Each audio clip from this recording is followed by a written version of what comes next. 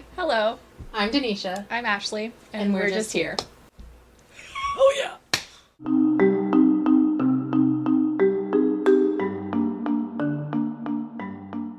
Hi. Hello. Welcome back. Welcome back.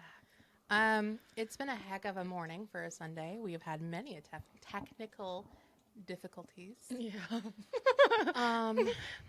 Whole setup process was It was rough. It was a little rough. But I mean, it's only our second episode, so it's bound to happen. Yep. Today we're gonna be talking about spooky things. All the spooky things. And I'm really excited. Me too. Me too. So do we want to just dive right into the storytelling? Are we going to do one, the other? I figure we could kind of go back Okay. and forth. I feel like that would be... Do you want to start it off, or do you want me to start it off? I'll have you start it off. Okay. So if we're ready to delve in already, I will start. I'm going to talk about Savannah, Georgia first. Okay. So this is the Bonaventure Cemetery. Mm-hmm. I'm going to go by Evergreen Cemetery because that's what it was originally called. It was privately owned, and I'm going to have to read off of my iPad because there's a lot of information. Yeah, if you see us looking down, we're going off of stuff on our iPad. We want to be as accurate as possible. There's a lot to cover with these topics. So, but it was a plantation, which is very typical for its time frame. It was made in 1800s, so 1846. dang. And it was 14.3 acres. Okay. So that's huge. In the 19th century, the early cemeteries of Savannah were nearing capacity when Evergreen was established. And so it was filling a vital need, but it was often more than just a grave site.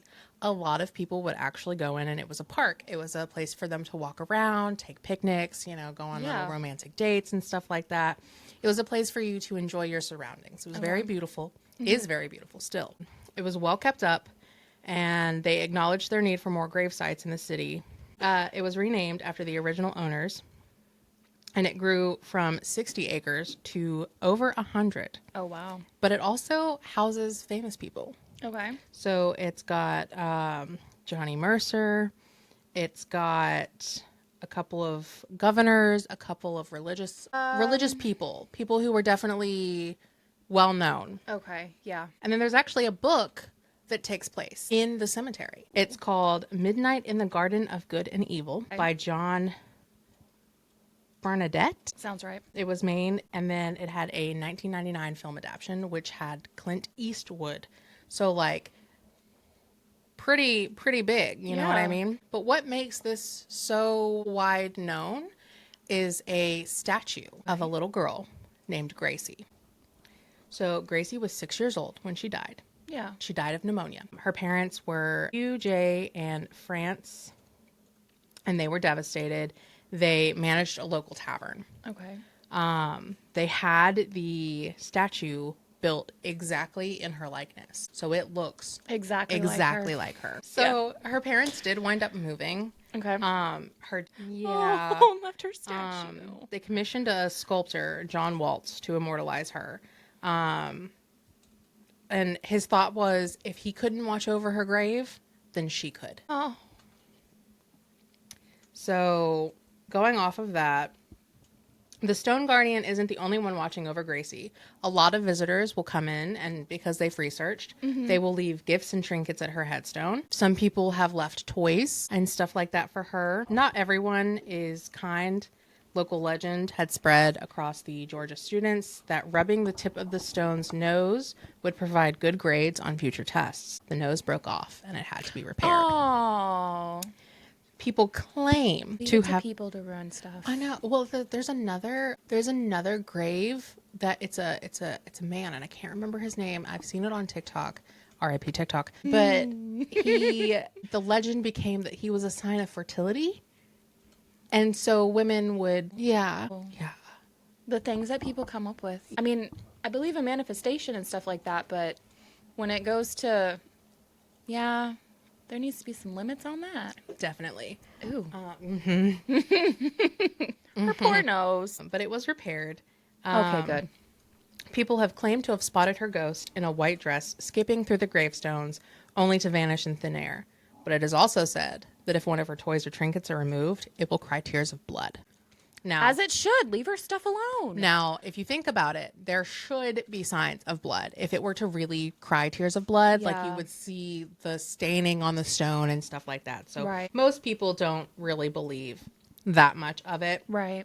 Which is understandable. So shoot, if I was a ghost, I'd be doing that. There's like, don't take my stuff, bruh. Some other inconsistencies. Like there's a legend that if you were to leave a quarter in her hand and encircle her statue 3 times, the coin would disappear.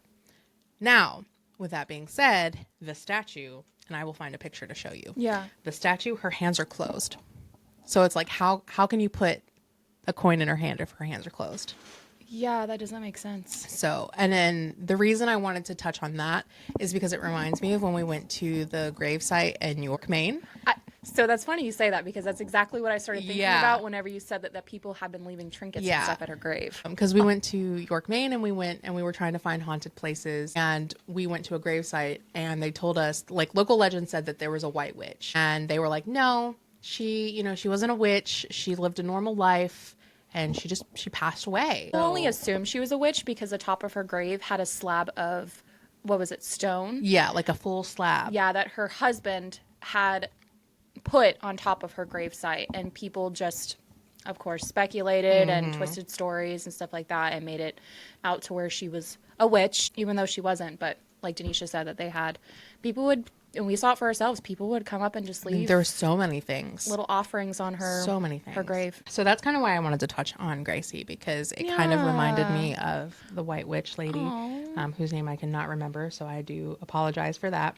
We can always do that in a future episode, too. I would about really like to, stuff that's in York, Maine, or just in Maine in general, like hauntings and paranormal stuff. God, I cannot wait to go back. I'm so ready. And so before I end on our Evergreen Cemetery story, I would like to make a note that a lot of the locals get really upset, from what I've read, with the folklore, because it's bringing disrespect to their grave sites, their cemeteries, and they want it to be a place of beauty and remembrance. Yeah. So if you do go to these places, they're okay with people going, but just remember to be respectful, because those are people's loved ones. Like, don't touch, don't destroy. Yeah. Just common courtesy. Just be respectful of stuff like that. But yeah, so that is little Gracie. Okay. I do feel I would love to see, and I'll show you pictures, because from what I can tell, it does look very, very similar. And it's beautiful stonework. Well, just thinking of evergreens makes me think that it would be really beautiful anyway. And you said this is in Georgia, right? Yeah, Savannah, Georgia. And if it's the one, I'm not sure. I'd have to ask around with some people from North Carolina. But if it's the one that the Girl Scout troop went to, I remember like the big trees with like the hanging like moss and all that. Like, it was a beautiful cemetery. Yes, those trees out there are beautiful. I love the moss. Okay. All right. So my first one that I'm going to talk about is the Bell Witch. It has been said that it's the Appalachian Bell Witch. However, it's not actually in the Appalachia region. Geographically, it's close to it, but it's not actually in Appalachia. But it says the story takes place along the Red River in Robertson County of Adams, Tennessee. This little town had a population of 624, so it was easy to assume that it got overlooked.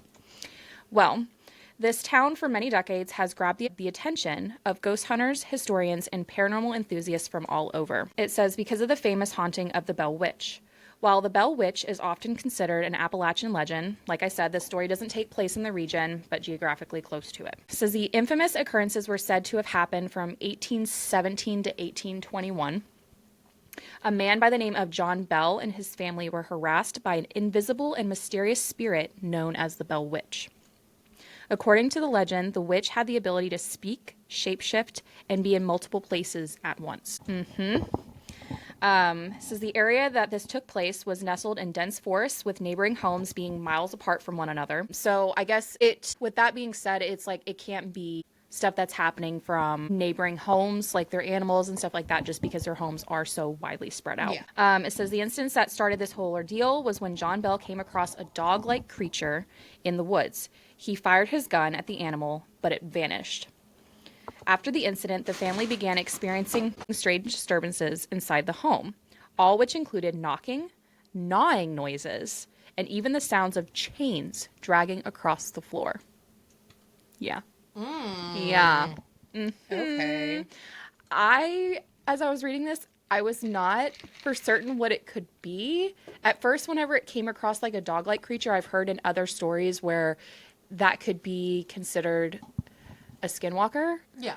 But I'm not quite sure, especially since it's kind of giving, what is the worm? Poltergeist? Poltergeist, yeah. Yeah, when it can like move and make sounds and stuff like that. After some time, the activities in the home became physical, with John Bell and his daughter Betsy receiving much of the abuse. This included striking, pinching, and pulling of the hair. I'd be like, do not be touching me. It's one thing to hear things and have things move, but it's another to be touched. Well, and I feel like, because like if you see things out of the corner of the eye, if you hear things, you know, if you watch something move slightly, you're going to be able to try to rationalize it. Yeah. But the moment something touches you, there's really no rationalizing that. Soon after, the spirit of the alleged witch began having conversations with the family. When it was asked who or what it was, it would respond with, "I am a spirit. I was once very happy, but I have been disturbed and made unhappy." So that makes me wonder of like where or how she was disturbed. I don't know.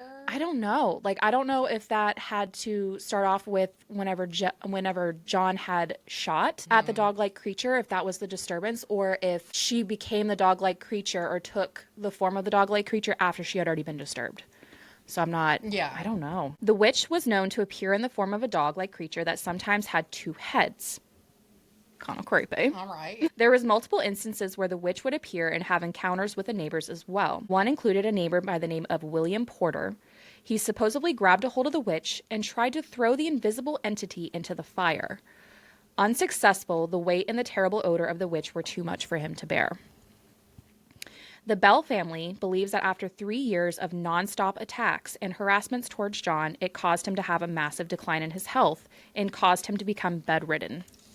Yeah. I always find when stuff like that happens, it tends to target one person. Yeah, it finds somebody who it can latch on. Which I have a feeling in this case it was John.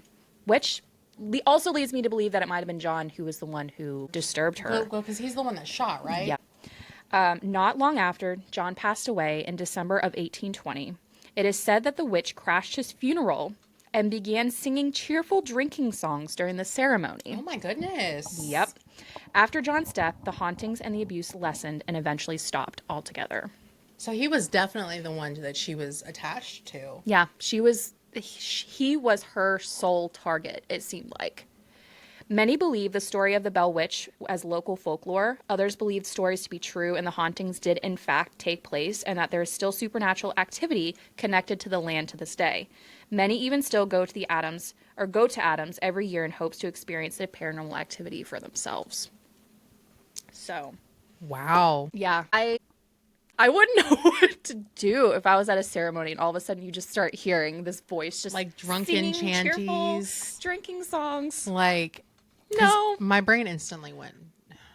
And I know that this would not fit the vibe, but Assassin's Creed Black Flag, when they're on the ship, they sing sea shanties. Oh my gosh. And so all I heard when you said that was, "What do we do with a drunken sailor?" Like, I know that's probably not where she was going with that, but she's probably like, heck yeah, this guy's finally dead. But to be somebody like an entity's sole target, that stuff scares the crap out of me. Yeah, and this went on for years. It went on from 1817 to 1821. Jeez. So that alone is already 4 or 5 years worth of hauntings. But obviously horror movies exaggerate, but you can see the decline in the person that it focuses on. Yeah. And so to know that like it feeded off of one person, and that also, because you said something about poltergeist maybe. Mm-hmm. I mean, from everything I've seen, like that really checks out because it always finds the one person to feed off of. It might feed off of every energy it can, but it always has that one main source. Person. Yep. That gave me chills. Sheesh. Okay, well, my next topic is going to kind of be, it's not necessarily paranormal, but just kind of the history of a supposedly haunted place. Okay. It is the Eastern State Penitentiary, which is in Pennsylvania. I was excited about this one when you brought it up last week. Yeah. So it was built in 1829, and they were said to have severe punishments. Oh, geez. So when it opened, it was meant to be a new kind of prison system. It was based on a newly thought of system. Okay. And so the way that the prison was built was that it had all these long straight tunnels that led to one specific central hub. And so the thought process was that a guard could be in that central hub and see every prisoner in each one of those tunnels. They could just look and see every single thing. It was designed for surveillance in a time before security cameras. It was a radical plan, and the hard surfaces on the floors and walls were excellent for transmitting sound. It was very acoustic approved. Oh, okay. So he could hear. Okay. The guards could hear because they weren't supposed to talk at all. So like any slight noise, they could hear it would echo off. Yeah, and they would hear and it would okay. ping, and they could hear it. So yeah, the acoustics were really well, according to a professor. Okay. Now, he also said that the hot and dry environment inside the cell blocks were perfect for mummification.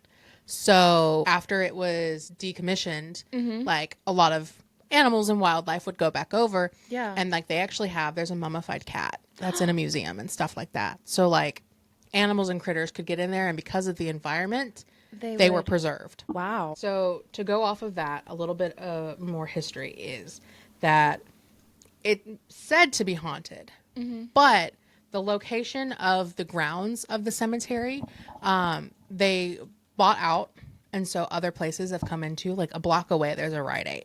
Oh. Nobody says the Rite Aid is haunted, but it's on the grounds. So how is one location haunted, but the other isn't? Yeah.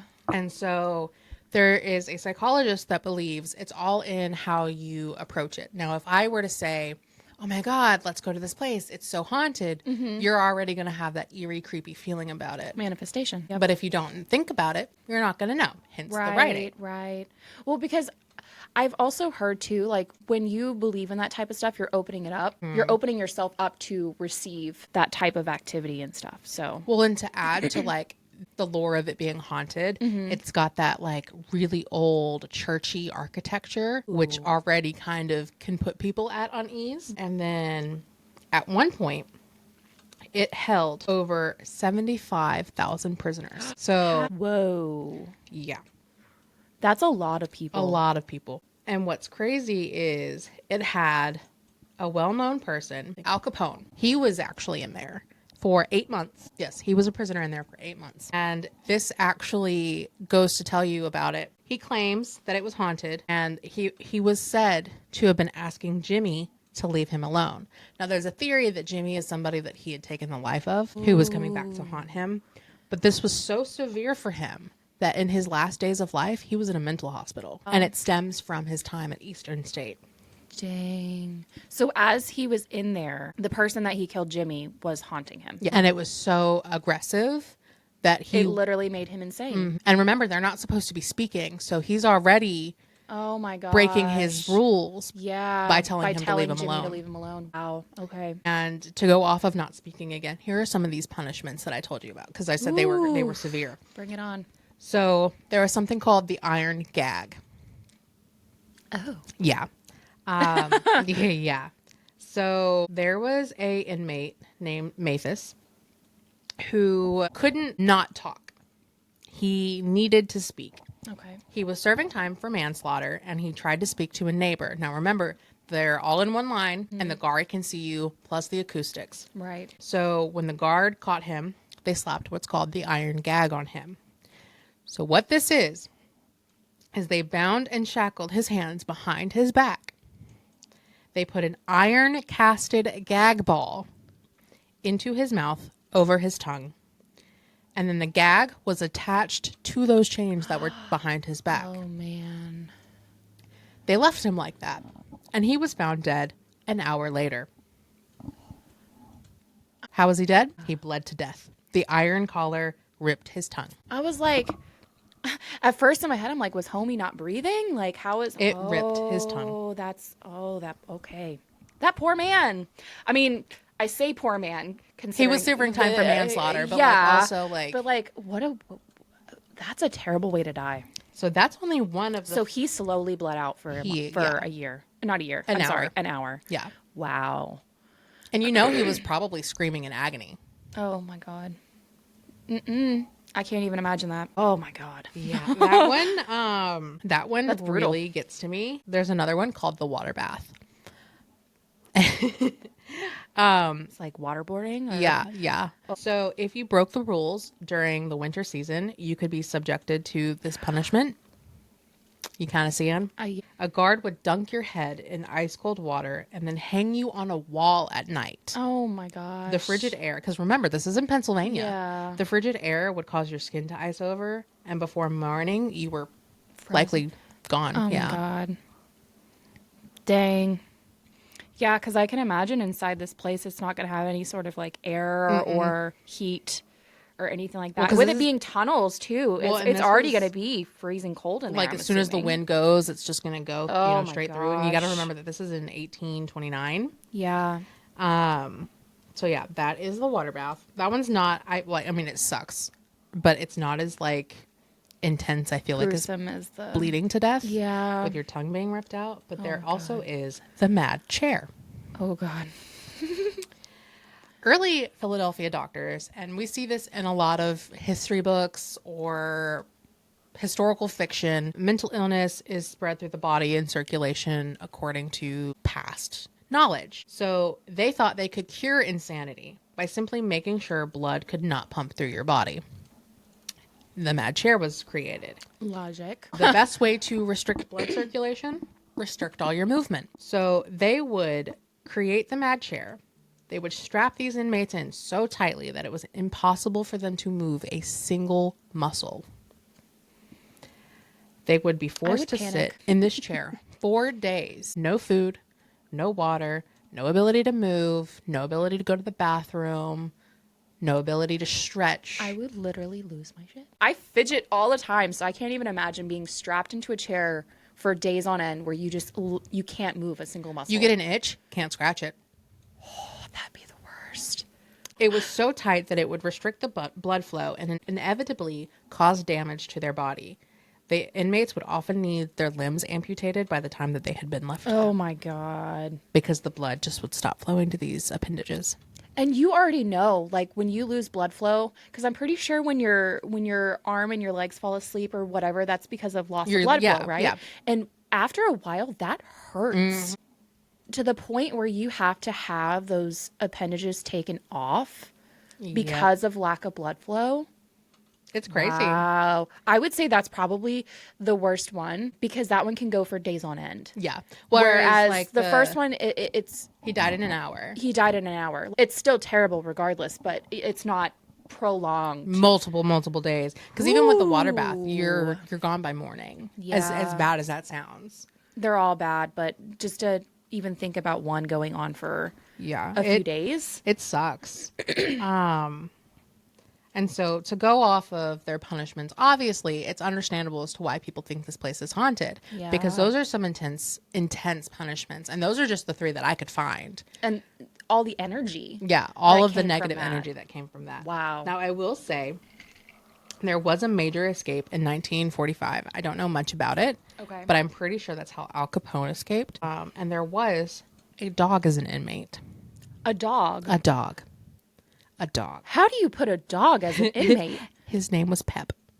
What did Pep do? That is so interesting. I have never in my life heard of a dog being an inmate. I don't think he was technically an inmate. I think he was for moral support, but class. Oh, okay, that would make sense. Well, because, I mean, they do that now. Yeah. Where, inmates can have the pets to take care of. And Pep arrived at Eastern State on August 31st, 1924. His mugshot was taken. And he was given an official inmate number. What did he do? Steal a piece of bread? What did Pep do? What is this? What is this? Lame as a Rob? Aladdin? Like, excuse me? The reason for his incarceration is murder. And his sentence was life. Pep! Oh, all of this was done in jest. It quickly became a part of Pep's story. In fact, even before Pep arrived at Eastern State, word spread that Governor Pinchlet planned to send one of his dogs to prison for murdering a cat. Oh. Well, what's really funny though is you can actually see, and I will put this for anyone who is a video watcher. I will put this in the video. You can see his get off my coffee Pep's intake. He got put in a penitentiary for killing a cat. Now, I'm curious, like, if he had his own cell, like, did he have just full I think he probably had full reign because he was there for moral support. Okay. So they just went through the process Of intaking of him. intaking him, Yeah. him having a story, hence why he's in the penitentiary, but he was actually just there for moral support. Yeah, he was there for Oh my gosh, Pep. Well, I kind of wish it was just because you stole a piece of bread and not because you killed a cat. But that was actually not verified. Okay, so it could just be that he made up the story just for his intake. His intake was for murder. Okay. So I think they came up with a backstory. Okay, well, I'm going to go with he stole a piece of bread. And that's why he became an inmate. He stole a piece of bread. He stole a piece of bread. Lord have mercy. Goodness me.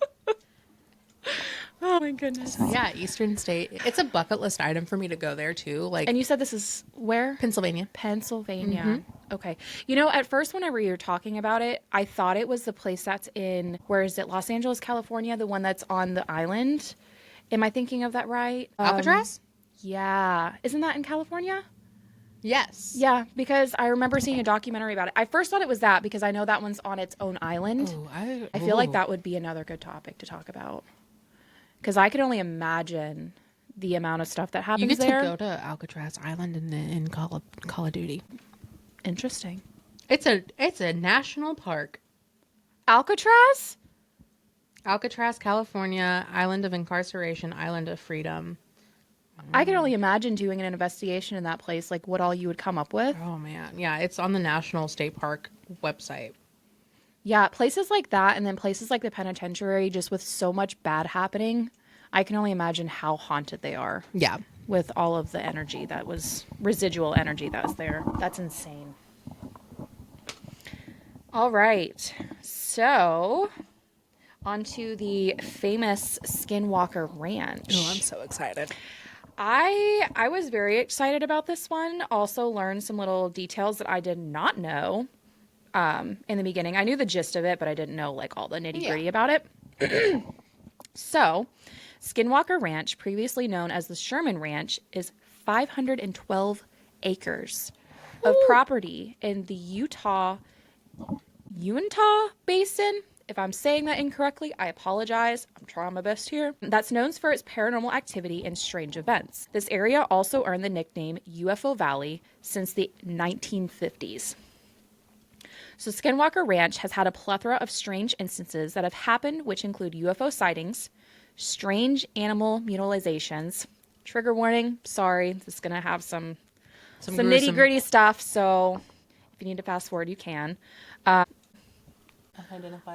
Unidentifiable. That is a mouthful. Yeah, it is. Wow. Orbs of light, and the one that interests me the most, the large wolf-like creatures.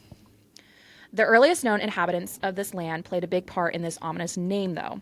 The property lies on land traditionally inhabited by the Ute tribe, but the term skinwalker comes from the Navajo legend and translates to, by means of it, it goes on all fours. Which, going back to the Bell Witch, makes me believe that that might also have been a skinwalker because she showed up as a dog-like creature. But coming back from the earlier times with the tribes, that's how they describe a skinwalker, is by means of it, it goes on all fours. That's interesting. I just put those two together. Put those two together. In Navajo culture, skinwalkers are evil witches. Wow. Okay. Wow. Light so bulb. Bell Witch Might have been a skinwalker. Wow. Okay. With the ability to shapeshift into any animal or human. The skinwalker legend is not well understood outside of the Navajo culture, but what little is known about it by outsiders is enough to inspire scary stories of all varieties. Yeah. One such story involves the Ute tribe. The legend goes that during a time of hostility between the Utes and the Navajo, members of the Navajo decided to unleash skinwalkers upon their enemies, and those skinwalkers still stalk the land today. Lots of stuff going on over there. The idea of shapeshifting witches in present-day Uintah Basin might be hard for some to believe, but not for the Sherman family, who purchased the ranch in 1994 with the intention of settling down and relaxing into their new country home. If that sounds like the beginning of a horror movie, it's for good reason. Yeah, it definitely does. I can name a few right off the top of my head. The Shermans experienced a lot of spooky goings on during their time at the ranch, but notably with something matching the description of a skinwalker. It is said one night, Terry Sherman heard a noise outside and was startled to see a wolf in his yard, one much larger than any he had ever seen before. I feel like our minds were going the same instantly way. with John. Terry grabbed his gun from inside and shot the wolf several times, but his bullets appeared to do no damage whatsoever. Although the wolf did take off eventually, its tracks disappeared entirely as Terry chased it as if it was simply vanished into thin air. Some speculate that the wolf-like creature could have actually been a skinwalker. I am like actually shook right now. Yeah. And the crazy part is as I was sitting here doing this research over the last few days, the stories that I chose, I was not putting two and two together between Skinwalker Ranch and the Bell Witch theory. I feel like we're going to have to do an episode just on skinwalkers. Yeah. Wow. Okay. During their years at the ranch, they reported seeing various kinds of flashing lights, mysterious objects in the sky, strange circles in their field, mysterious voices floating overhead, and countless cattle mutilations. Unlike those families in horror movies, the Shermans decided to dump the property before it was too late. They sold the ranch in 1996, just 2 years after they had bought it. So stuff was so bad, they were like, deuces, we're leaving. We don't care about our dream on having a ranch. They're like, we're gone. So this is where Robert Bigelow, which is, I feel like, a bigger name associated with Skinwalker Ranch, comes into play. Now, people ask, why would somebody want to buy this supposed haunted property? Robert Bigelow was into that kind of thing, and he happened to have a lot of money to purchase it. Just a year earlier, in 1995, he had founded the National Institute for Discovery Science to fund research on UFOs and the paranormal. The Sherman's Nightmare Ranch was Bigelow's playground. And in 1996, the eccentric millionaire bought Skinwalker Ranch and made it into a research hub of the NIDSS. I don't know what that... It's probably shorthand for Yeah, something. I'm going to have to look up what that means because also, I'm not 100% sure what that means. I just had the crap scared out of me because it must be noon. Our Alexa automatically tells the time. I thought that was Christopher talking in there. Nope, I knew it wasn't Chris. I heard talking, so I just was just ignoring it because I thought it was him. It was the Alexa. It was the Alexa, and it shook me for a second. I'm like, why do I hear a man's voice? All right. Now there are some skeptics that make a point of saying since most of the evidence comes from the Shermans who sold the ranch to a millionaire known for his interest in UFOs, that the stories and sightings could have been faked. However, the Shermans didn't quite sell the ranch for top dollar. They ended up selling the ranch to Bigelow for the amount of around $200,000 for a 500-acre Imagine how ranch. much that's worth now. Right, which is the average price for a home in that day, but certainly a low price for their 500-acre ranch. Yeah, that's huge. Yeah. They were just trying to get rid of it. It says to me, it seems like they were just trying to hightail it out of there. Yeah. So the question is, did Bigelow and the National Institute for Discovery of Science find anything definitive? If they did, they certainly have it classified and kept it under wraps. They did, however, have some stories similar to the Shermans, stating that they saw mysterious creatures with otherworldly eyes that shone through the dark, as well as finding some cow mutilations, some even happening during broad daylight within an hour of them seeing the cow healthy and just alive. And then... Yep, within an hour. And the mutilations were... they were essentially drained of blood, and like all of their innards were just... Yeah. So... Yeah. So very vampiresque. I don't know. Ew. Yep. Brother, ugh. Brother, ugh. What's that? So the National Institute Discovery of Science stories definitely add to the mystery of the Skinwalker Ranch. Yeah. But with years of research and millions in funding, you might expect something more. Yeah, something concrete. Well, their lack of evidence could serve as evidence itself, serve as evidence itself. Sever the funding. Honestly. On many occasions, their experience Words are hard. Words are very hard right now. On many occasions, their expensive audio and visual failed to capture what several eyewitnesses had clearly seen, from large mysterious animals to flying orbs in the sky. The National Institute Discovery of Science disbanded in 2004, but maintained ownership of the property until 2016. When Skinwalker Ranch finally did change hands, it was passed off to a group that would experience a lot of the same anomalies and frustrations as the National Institute Discovery of Science. In 2016, Bigelow sold the ranch to a buyer who wished to remain anonymous for a whopping 4 years. Brandon Fugel, a Utah real estate mogul? thank you, announced in 2020 that he was the mysterious owner and that the History Channel would be recording a reality TV show on the property titled The Secret of Skinwalker Ranch. You know, I've seen it. I haven't watched it. Dad and I have watched it a little bit, I believe, and some of the stuff was pretty interesting. You'll have to watch it and watch some of their episodes to see what all happens, because it's just so much to delve into. But they do have some pretty interesting stuff happen. I do also want to make note that I've read it has been one of the most scientifically studied paranormal hotspots in the world that was actually part of the Pentagon-funded Black Budget program from 2008 to 2013. Since it was sold to the adamantium real estate, the roads leading to the ranch were blocked off and guarded by cameras and barbed wire, which also could be due to the fact that they were doing like the reality show on it, and stuff like that. Yeah, because they keep all that stuff under wraps, especially depending on like what exactly they're finding. Because you also don't want people to come in and one, get hurt, but two, vandalize the property. For sure. Yep. The show portrays Fugel's attempts to bring scientific approaches to the mysterious surrounding the ranch, a team of experts in a range of scientific disciplines, as well as a guy named Dragon was involved. All right. Fugel seeks answers to the questions that he had and countless others that have asked over the years. If it sounds a lot like the National Institute Discovery of Science, that's because it is. Reality TV just wasn't as popular in 1996. Like so many investigators before them, the current occupants of Skinwalker Ranch have found more questions than answers. Now, here are some theories that people have regarding Skinwalker Ranch. Theory 1, people are lying to get money. I could see subscribers to this theory were likely the same people who raised their hand at the end of the class and reminded the teacher that they have homework due. Oh my goodness. It's not a fun theory at all, and so it should have been really be considered. But, you know, these are theories that I'm reading that I have looked up.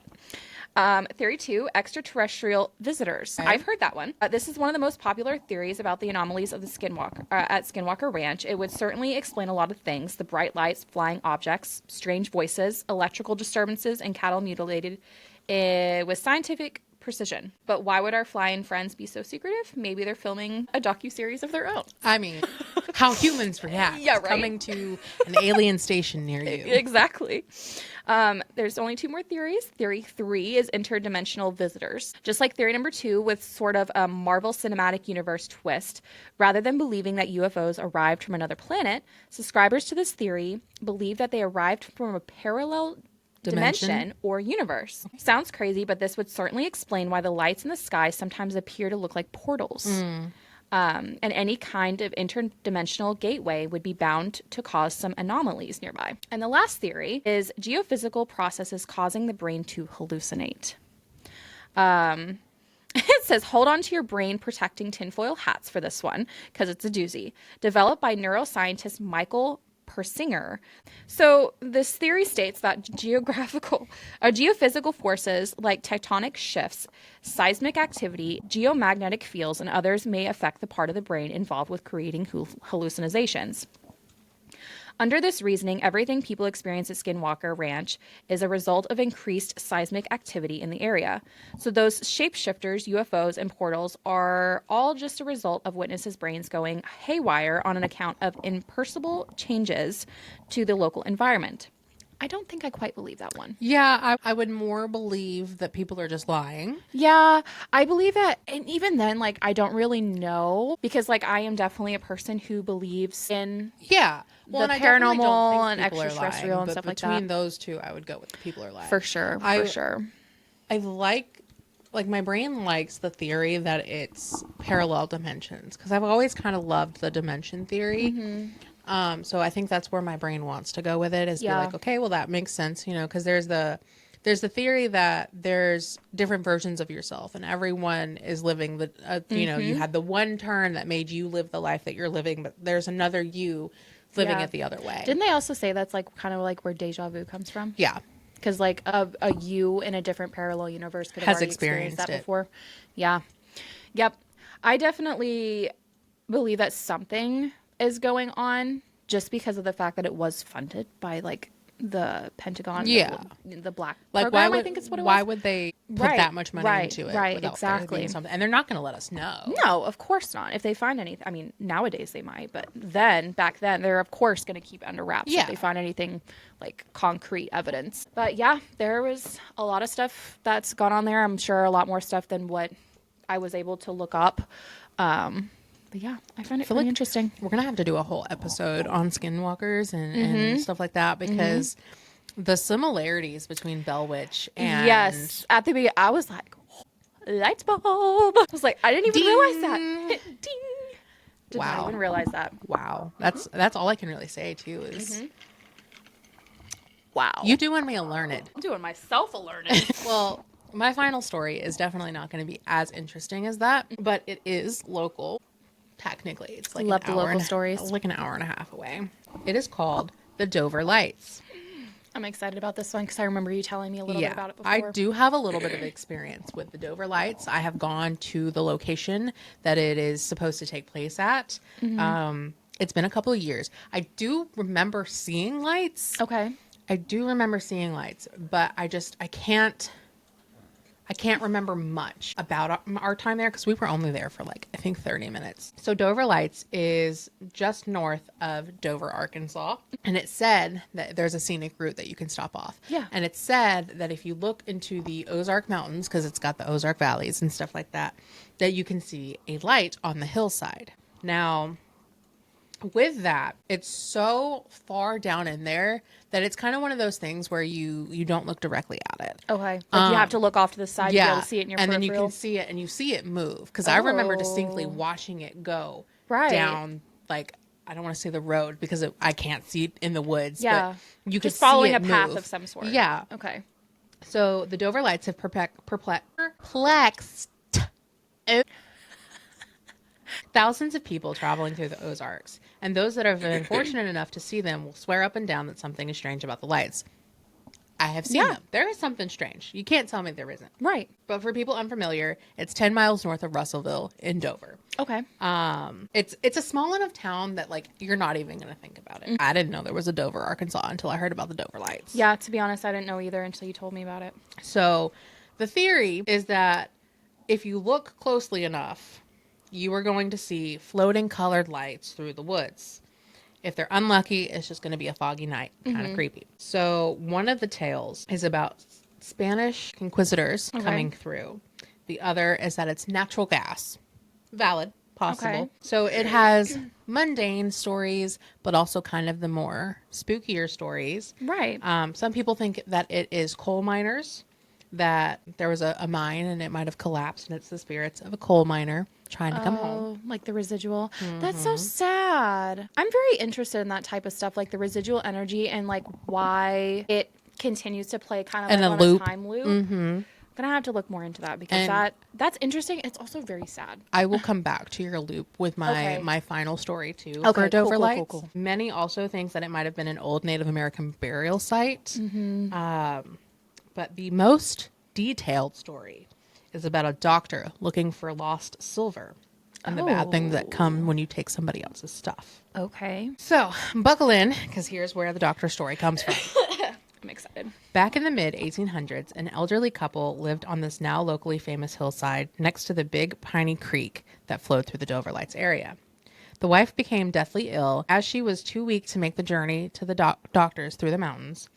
The husband rode off to town to bring a doctor back. The physician rode to the couple's home to find the woman near her death. The good doctor was able to save the elderly lady and stayed on for a few days, nursing her back to health. The couple was very poor and had no money to offer the kind doctor. However, the husband was very good at making his own hunting supplies. Okay. So he offered the only thing he had, which was a dozen rifle bullets. The young doctor agreed with his trade and then left the couple to ride back home. The years passed by, and the doctor became very successful and wealthy. One day, as he was picking through his attic, he came across these bullets that he had been given. His mind wandered back to the family, and he remembered the older couple and the time when he was humble, and it was a trade of bullets rather than wealth. He decided to polish the bullets and display them in his library. As he polished them, it became obvious that the bullets were not made of lead. They were made of pure silver. Oh, wow. He believed that the poor old hillbillies, is how it is said, surely had no idea that they were on top of a silver gold mine, or they would have sold them and become rich themselves. Yeah. Greed has overtaken this doctor. Of course. So over the next few days, he planned to visit the couple to find out more about the silver. And he formed a plan to take it away from them. The doctor rode to the house the next day Arriving at sunset, he found 2 headstones standing side by side in the darkening forest behind their cabin. Oh, no. The old couple had long since passed away. The doctor felt that the only way a poor man would have had silver is if the mine was located on his land. So, disregarding the stones, he began to search the land at night with a lantern in his hand. At last, the doctor found the mine. Well, just kidding. It wasn't a mine, but like his treasure. Yeah. Except for it wasn't the mine. It was a crate full of silver bars hidden underneath the house of this couple. Wow. So this doctor was literally going through Their stuff, just trying to find like their land, their house, picking apart everything. That's insane. The next day, he rode home with a few bars of silver, planning to return with a bigger horse to get the rest. But the doctor never woke up again, mysteriously dying in his sleep that night. Neighbors reported seeing 2 floating spheres of light slowly wandering through the dead doctor's home. They also said they heard faint talking noises calling, where is it?" throughout the night. It is told that to this day, if you stand at the lookout and call out, "The silver is here," the 2 lights will appear in the distant side. It is also said that they slowly make their way across the creek and up to the ridge where you stand, if you have the nerve to stand there. We're going to have to go check this out one day. I'm totally down. And be there longer for 30 minutes. I'm so totally down. Because I do distinctly remember seeing lights, but I don't remember My body has full chills much. right now. Wow. And that is so do you think the couple killed the doctor because he was trying to come and take their stuff. Their silver? Yeah.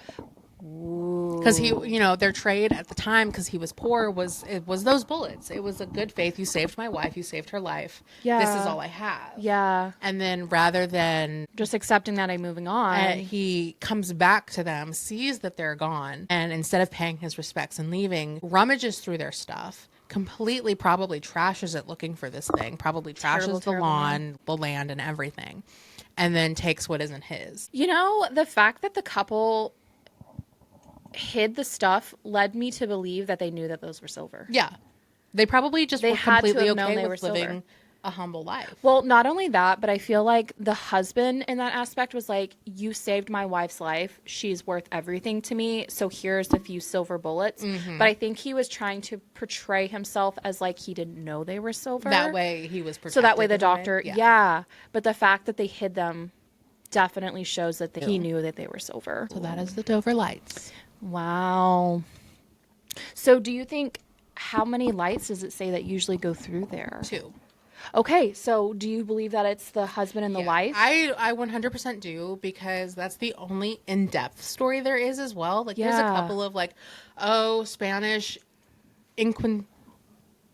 word I can't say, or, like, I also think it could also be something Native American. Okay. But, because it's in the Ozarks. Okay, yeah, there's a lot of stuff. But I definitely also feel like there's more story and more consistency with the older couple. Okay.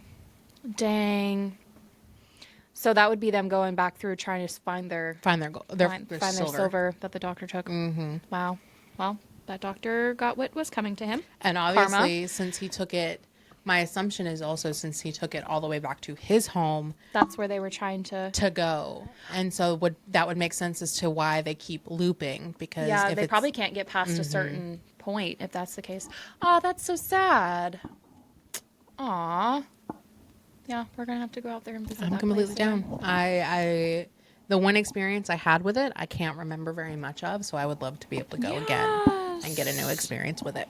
Speaking of visiting places, have you been to the Crescent Hotel? I have never been. Okay. You're going to have to take me. I will have to take you because this I lie. I am such a lie. I've never stayed. But you've been into it? I've been into it. Did you go on the ghost tour? No. When Chris and I got married, we did like a trolley tour or whatever. Okay. And then we were able to go up and get to ice cream on the top floor, I think it is. Okay. Yep. There's a restaurant up there. And then we left. Okay. After that. You kind of. I've been in it. I got to see the cat. Okay. They got a lot of cats in there. Yeah. But I have not stayed and I have not been able to like explore it. Okay, cool. So we're going to have a girls trip. We're going to have to go back out there.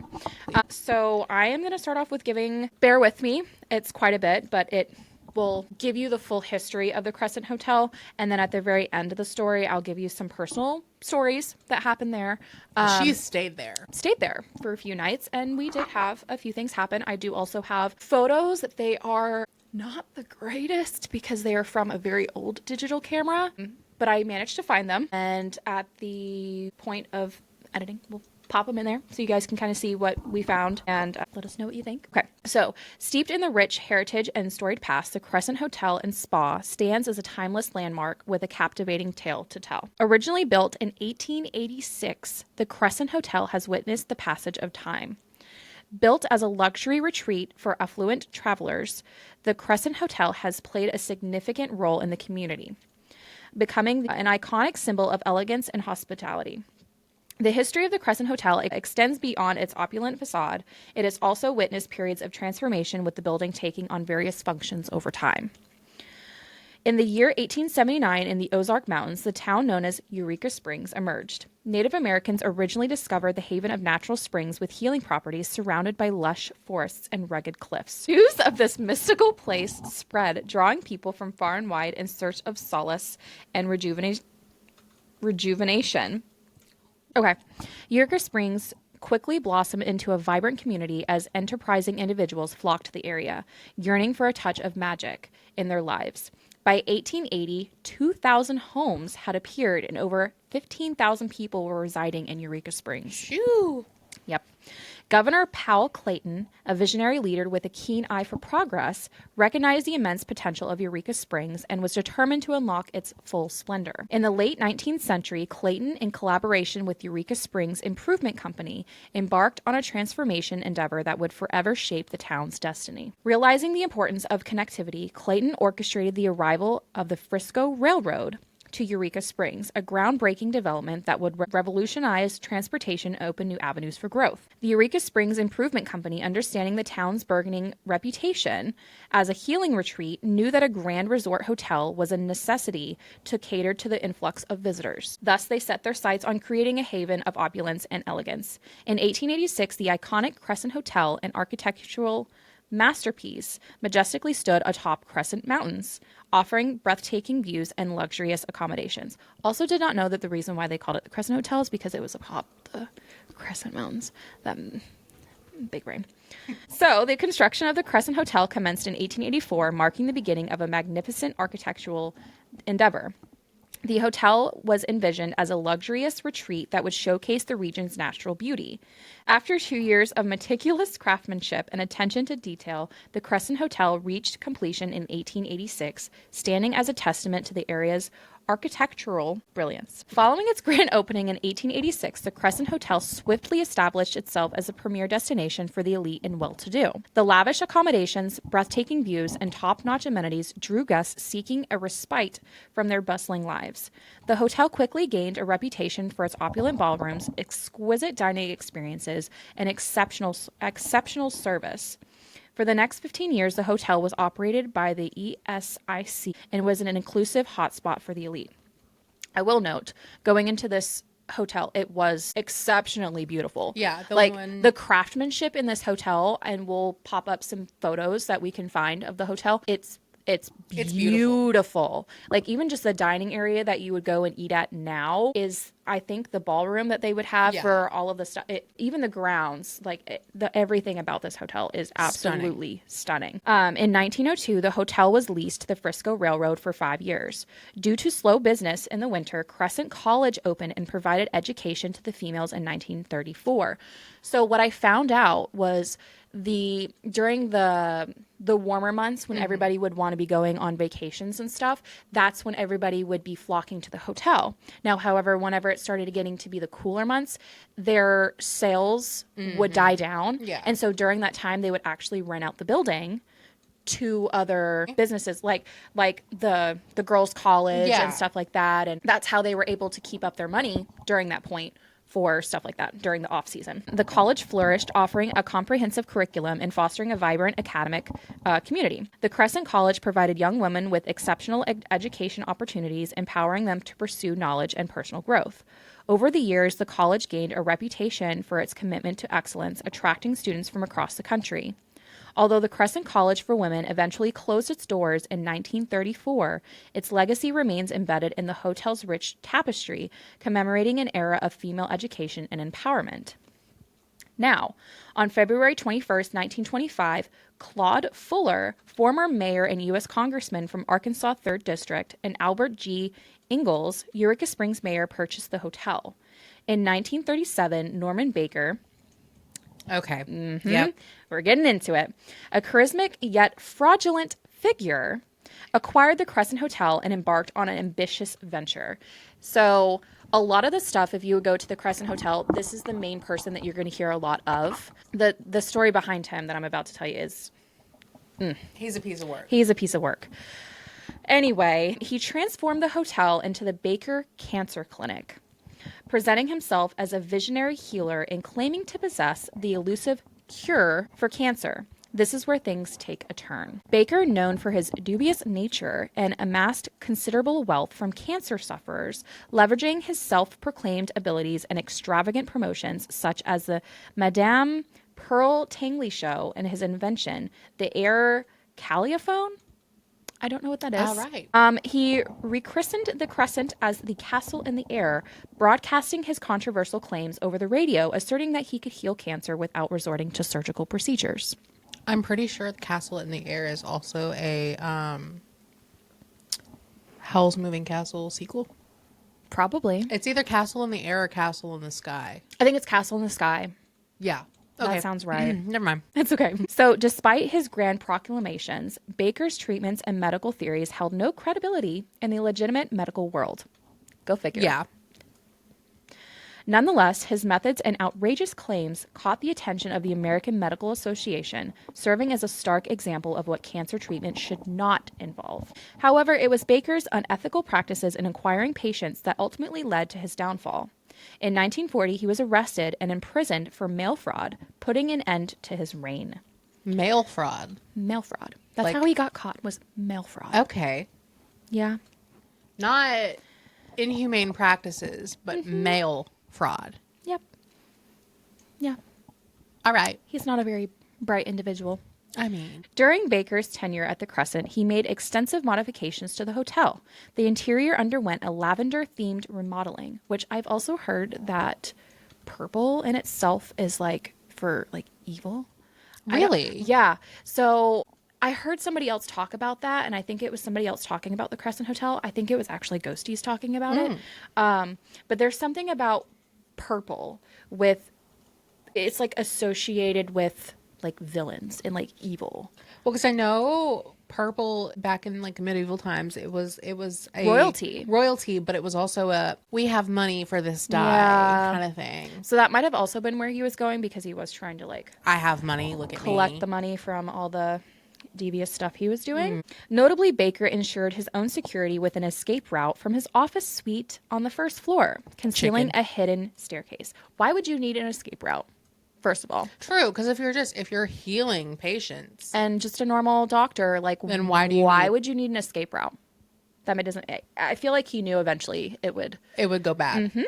His office boasted a unique 6-sided desk that served as the nerve center for his 6 different businesses, showcasing his entrepreneurial spirit. So, AKA, might I add, I'm a grimy human being. a little bit more on him, and this is just what I've heard from whenever we went to the hotel.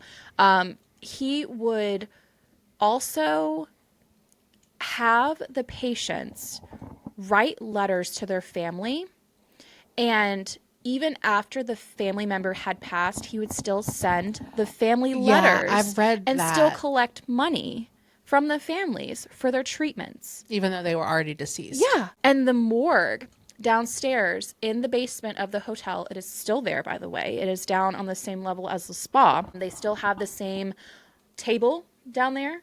Yeah. And they still have the freezer that you can walk into. But that is where Dr. Baker would go through, and he would remove all the stuff after Do they?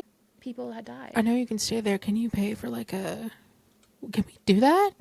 Do what? Go into those places. Yeah. We went down there on the ghost tour. They brought you, and I have a photo, which we'll put on there. I have a photo from whenever we were on the ghost tour, and one of the last places they bring you down to is in the morgue. And you can actually go into the freezer, shut the door, turn the lights off, do whatever you want to do, take photos.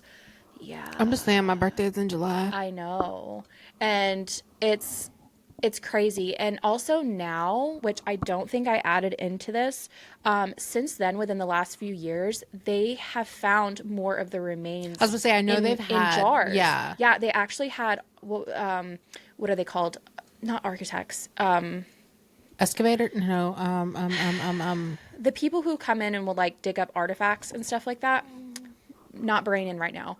But they had somebody come out and they discovered, I can't even tell you how many jars of tumors and all this other kinds of stuff that he had that were buried out on the grounds. Wow. Yeah, from all the cancer patients. And what he would do is he would also have the cancer patients that were going through his treatments in a different section of the hotel or his clinic. So that way when people came in and did tours of where they're potentially going to be leaving their loved ones, they did not see those people. They only saw like the happy-go-lucky area of the hotel.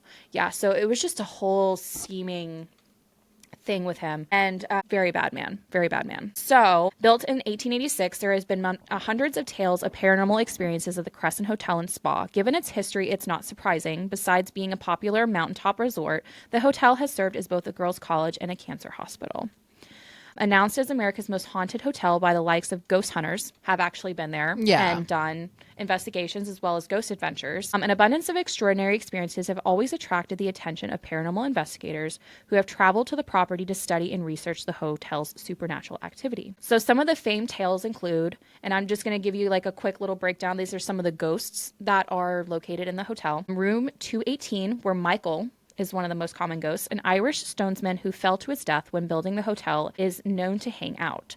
So his was, I think it was during some of the renovations of the hotel or the building of the hotel. He was trying to catch attention of, I think they say a woman. He was trying to catch their attention because he was like early 20s, I believe. Yeah. Trying to flirt, do his thing. And he fell off of the beam, the rafter that he was working on, and fell to his death.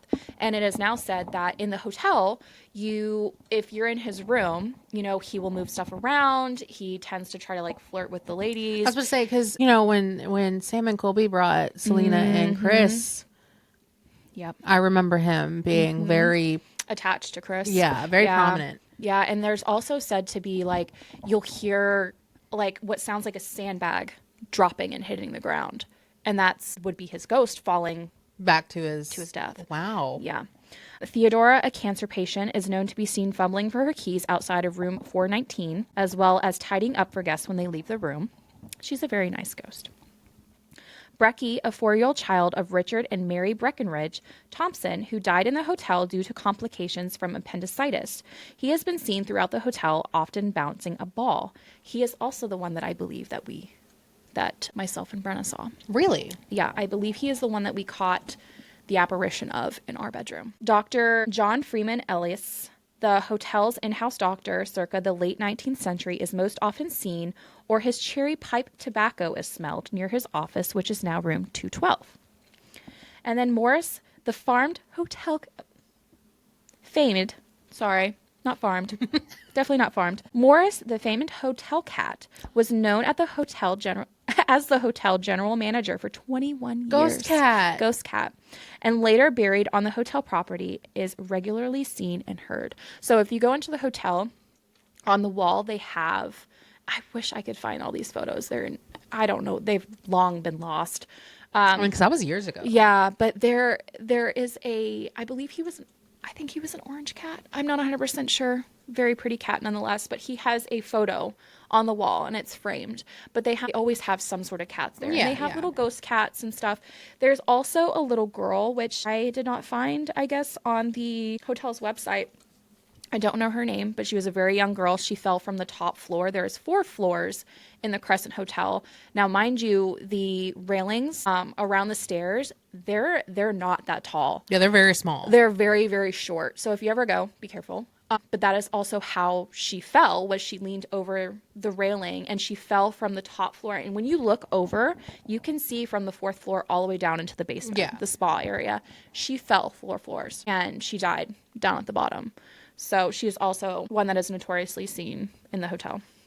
So with that, I was going to tell just some quick little personal experiences since I did stay at the hotel. I did get permission from our other friend Brenna to talk about these. I went with her and her family. We stayed there for A few nights, first of all, was scared out of my mind because I was not like super duper into that type of stuff just yet. So the room that we stayed in, there was 2 beds, and obviously her parents were in one, and then Brenna and I were in the other. And whenever I was sleeping, I would keep the covers over my head because I didn't want to hear anything. I didn't want to have anything touch me, breathe in my ear, nothing. I was terrified. Well, in the middle of one night, if I'm remembering this correctly, Brenna had woken up because she kept getting poked in the back as if she thought I was trying to wake her up. Yeah, that's what she's always said. To say something to her to get her attention. And so when she woke up and she turned around and asked me, like, what's up? Like, what's going on? My butt was asleep. And I'm pretty sure I was under the covers facing the opposite way. Yeah, that's how she says it. She says that you were faced the other way. Like I wasn't even facing her. And there's no way that I could have like touched her or whatever. She said she felt as if she was being poked, like trying to get the attention of her. And I specifically also remember one night whenever I was laying under the covers, I was kind of like in like the fetal position, but there was still enough of the bed in front of my stomach area. I swear, not saying it actually happened, but I swear to goodness, I felt the bed compress in like front if of somebody me, was as sitting. if somebody was sitting there. And so some of the photos that we're going to put up as well, in that room, Brenna and I were sitting on the bed and we were facing the wall. In front of us was a bathroom. In the corner, there was a TV that faced catty corner into the bedroom. And then there was also a window right next to our bed. I was just taking photos of the room. And whenever I got home, my family and I were going through the photos. And on the wall, past the window, but beside the TV, and if I'm remembering correctly, I'll have to check the photo. I don't think the TV was on, and if it was, it's not facing the wall enough to give like a reflection. But it appears that there is a young boy apparition on the wall facing us. In the photo. Facing us, yeah, in the photo. And if you look close enough, and it was so much clearer whenever we were looking at it on the TV back then, but looking at the photos now, it's so like... Well, because this was also circa, what, like 2012? Oh, it was, yeah. 2010? It was a good while ago. But you could see him looking at us, and he looked like he was the little boy in the school uniform, which is supposedly what the little boy ghost in that hotel wears. Mm-hmm. And so that was crazy. And then there was... the EMF reader. So whenever we went on the ghost tour, there was another girl in our group who she was holding the EMF reader. Well, of course, everywhere that you go in the hotel, they know where this EMF reader is going to go off. And so she, as the as the tour progressed, she was getting more and more kind of like freaked out with the EMF reader going off. She ended up giving the EMF reader to me. She's like, I can't do it anymore. Here, you take it. I was like, okay, cool. I'll hold it. So we finally get down to the bottom of the hotel, and we're down in the spa area, and there's like this, it's kind of like a grand looking little staircase down at the bottom, and I'm sitting on the staircase, and I put the EMF reader in my lap, and it starts going crazy. And I'm like, okay, so logically I'm like, okay, something on me is triggering this thing, you know, I don't know. And so I stand up, I start moving the EMF reader around me, thinking it might be my phone, you know, nothing on me is triggering the EMF reader to go off. So I was like, okay, maybe it's just that spot on the staircase. So I sit the EMF reader on the stairs and it doesn't do anything. And I'm like, that is so weird. So I sit back down and I put the EMF reader back in my lap and it starts going nuts again. And so everybody was just kind of like, it's like the little girl sitting in your lap. And I'm like, don't say that. Oh my goodness. I was so freaked out. So yeah, and then there's some photos that I'll put in there that, you know, as we were going through, the ghost hunters, they themselves on the side of a famous locker that's down in the morgue area, they captured a dog image on the side of the thing, which I took a picture of the side of the locker too. Mine, I feel like looks like a German Shepherd. I don't know what type of dog that they caught on the ghost hunters, but it looked like a dog to me. Let me know what you think. It could just be my mind. I also have a picture that's in the morgue that you can see in the window what looks to be like an apparition of a man's face looking into the morgue. That was creepy. And then the last one that I had was there was some old furniture. It was like a vanity of some sort that kind of had some dust on it. It could have just been the way that the dust looked. And it appeared that there was like 2 faces in the dust. And I have it outlined in the photos to, for you to be able to see and see if you see, what we saw. Do you see what I see kind of Do thing? you see what I see? But yeah, it was really creepy. And then one last one that I remember is we were just taking photos of everywhere in this hotel. And one of them, I took a photo of this hallway, and the doors were black. And on the one door looked like a little girl pointing down the hallway on the door, and below her, it looked like a skull on the door. I will have to show you these. Yeah. I don't know if it's my mind playing tricks on me, but I have it to where each photo has it outlined. Because I'm telling you, these photos are from a long time ago. And long time ago, Ashley was like, oh my gosh, there's everything in these photos. And I like typed out beside it what I saw, and like I outlined it so you don't have to like look everywhere for it. But you can totally comment, whatever. Wow. Let me know what you think that you saw, if you see the same thing that I did. But yeah, it was crazy. Also, if you have any experiences yourself with Crescent Hotel. Yes. Or just in general. Yeah, absolutely. Any experiences, feel free to comment them. Our email is iajh.social@gmail.com. Yes, because we would love to hear anybody's stories. Because I would eventually like to start doing some listener stories, if they pertain to what we might be talking about on that particular episode, or even just doing some episodes in general. Well, just to like see other people's experiences. Hearing and seeing is believing, and so to be able to have. I'm nosy. I like those type of stories. Like-minded stories and stuff like that. Yeah. So yeah, comment, shoot us an email, find us on any other platform, and let us know if you've had anything that you've experienced, or know people who have experienced anything. You're all love ears. to hear it. I hope you guys enjoyed those little stories that we had.